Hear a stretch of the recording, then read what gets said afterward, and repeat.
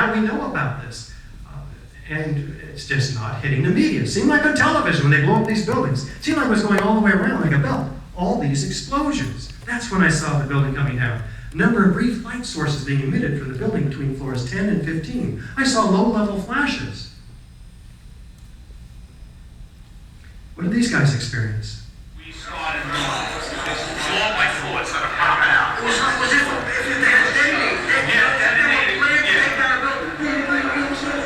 the way down. We saw it in. Well, let's take a look.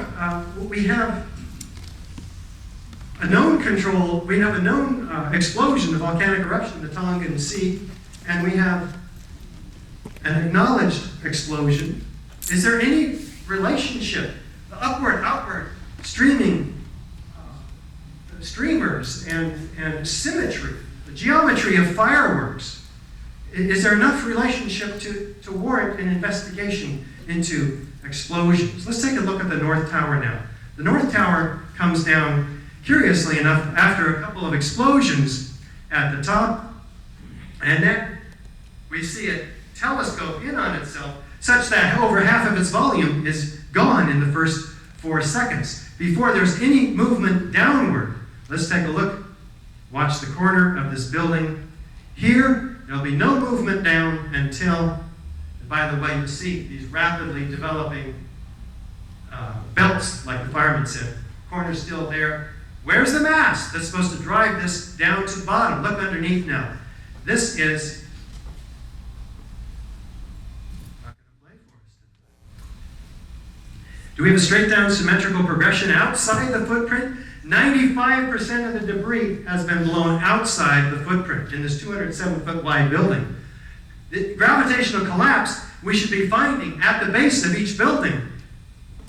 110 floors.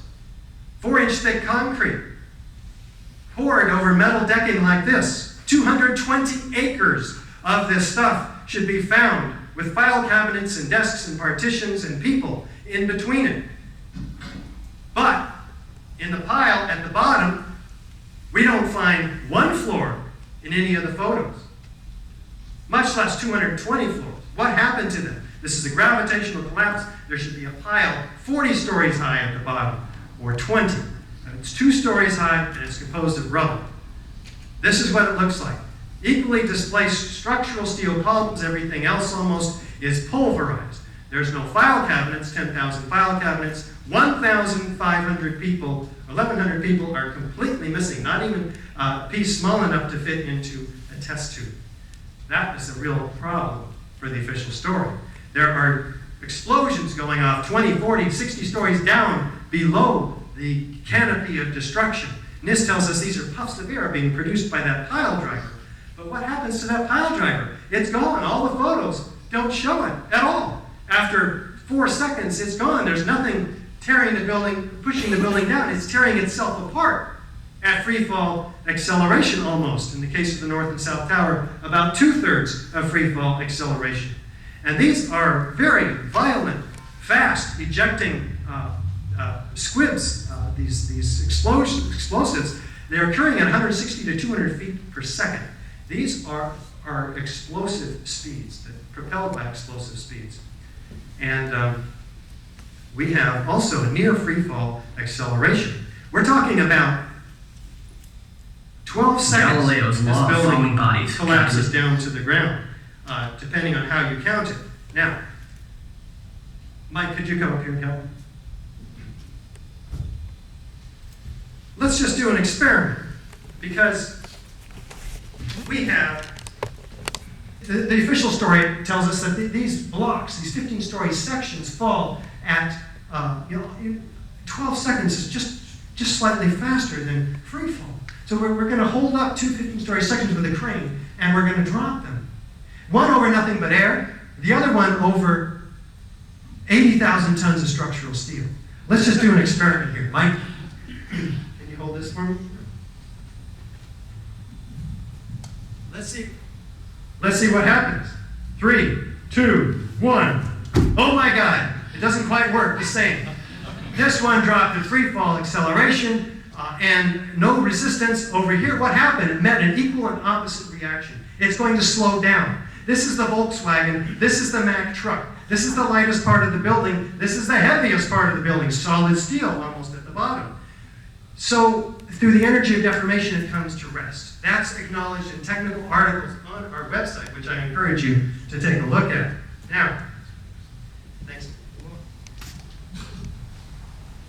There's no pile driver, though, pushing the rest of the building down. So what's with the experiment anyway? It's a false experiment. So let's not even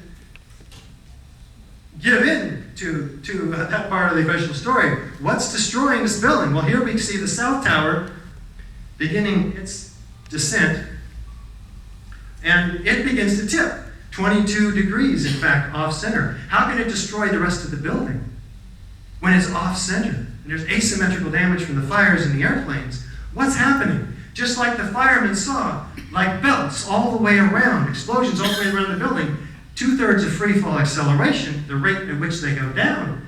How can that happen when the top of it is off-center?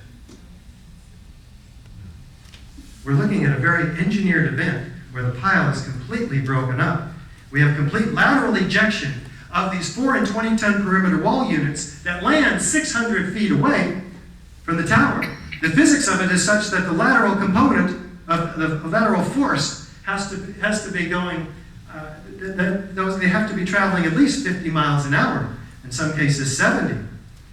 We don't have any pancakes at the bottom of a pancaking collapse. Where are the floors? And we're looking for pancaking collapses in buildings that fall due to gravitational collapses, or progressive plastic collapse, they say. And where's all the concrete? Governor Pataki says that he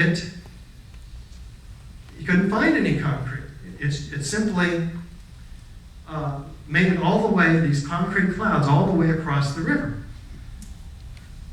With just a snippet of this information, and the 30 structural engineers that have joined architects and engineers for 911TRUTH, calling for a new investigation, including this gentleman who says the prevailing theory would have us believe that each of the Twin Towers inexplicably collapsed upon itself, crushing all 287 massive columns on each floor while maintaining a near free fall acceleration, as if the 100,000 or more tons of supporting structural steel framework didn't even exist.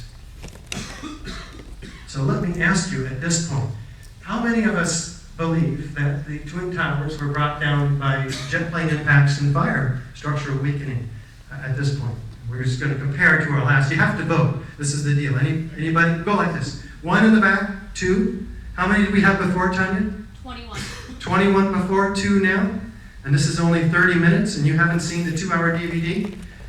You're going to see the 2-hour DVD. How many are still unsure? Surely there's some people that are unsure. Let me count you real high. 1, 2, 3, 4, 5, 6, 7, 8, 9, 10, 11, 12, 13, 14, 15. 15. How many were there before? 41.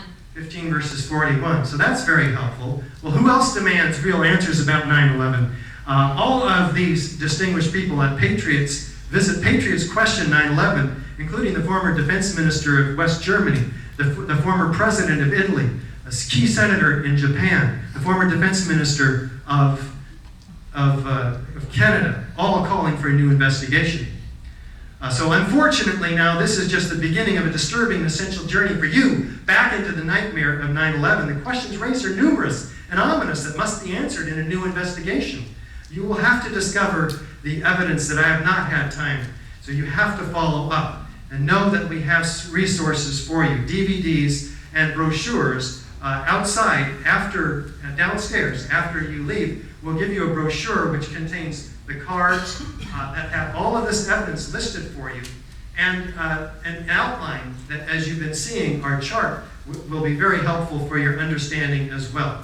And so you can read David Ray Griffin, excellent books, particularly New Pearl Harbor Revisited, and I'm asking you all to sign our petition, and I'm asking you to join New York City Coalition for Accountability Now, who has 80,000 New Yorker signatures calling for a new investigation. I'm also asking you to become a sustaining member of Architects and Engineers for 911TRUTH. Help us out. And we have a lot of work to do, and we can't do it without you. So we're asking you to speak out now, because the time comes when your silence is betrayal. Thank you so very much for your kind attention to me.